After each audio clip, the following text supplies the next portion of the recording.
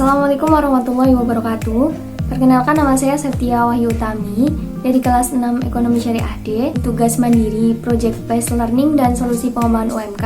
Setelah saya melakukan observasi beberapa hari yang lalu, tepatnya di Pasar Kuliner Purwasera, Karangganjing Purwanegara, atau tepatnya di sebelah kanan UIN Seizu. Jadi di situ merupakan perkumpulan dari para pelaku UMKM yang tadinya berjualan di sekitar Jalan Raya UIN, dipindah di suatu tempat yang dimana tempat itu telah dibagi di petak-petak dan mereka menjual dagangan mereka di satu tempat tersebut. Di Pasar Kuliner Purwasera tersebut juga terdapat banyak sekali jajanan dan makanan, khususnya kuliner, karena di situ hanya menampung kuliner saja, ada nasi uduk, ada soto, dan makanan-makanan ringan lainnya seperti sempol ayam, bakso, cimol, dan lain sebagainya. Di kuliner pasar Purwasera tersebut menggunakan sistem sewa harian, di mana per hari para pelaku UMKM harus membayar sebesar 15.000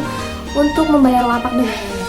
Untuk masalahnya, rata-rata dari para pelaku UMK ini, setelah saya tanyai dan saya observasi, kurang lebih ada 5 pelaku UMK yang saya observasi.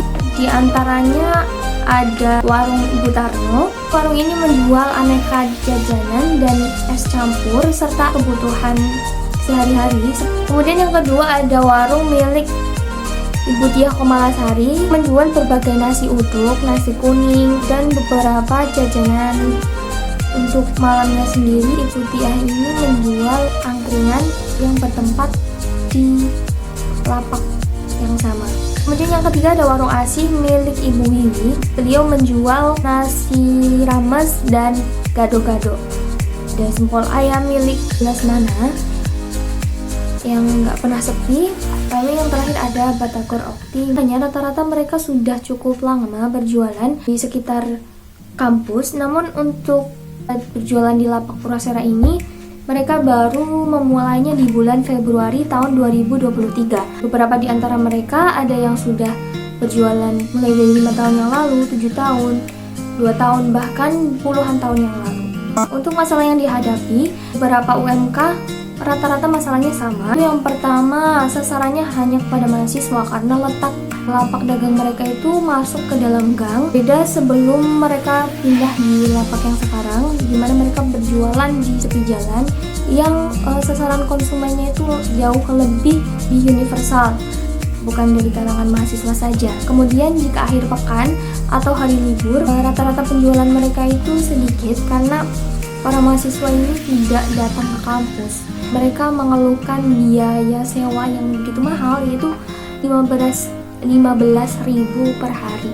Jika akhir pekan atau weekend, mereka harus tetap membayar, padahal omset penjualan mereka tidak cukup banyak. Terakhir, mereka mengeluhkan bahwasanya omset pendapatan sebelum dan sesudah pindah jauh lebih banyak. Begitu hasil observasi saya mengenai masalah yang dihadapi oleh UMK. Berikut saya cantumkan video ketika saya melakukan observasi. Terima kasih. Wassalamualaikum warahmatullahi wabarakatuh.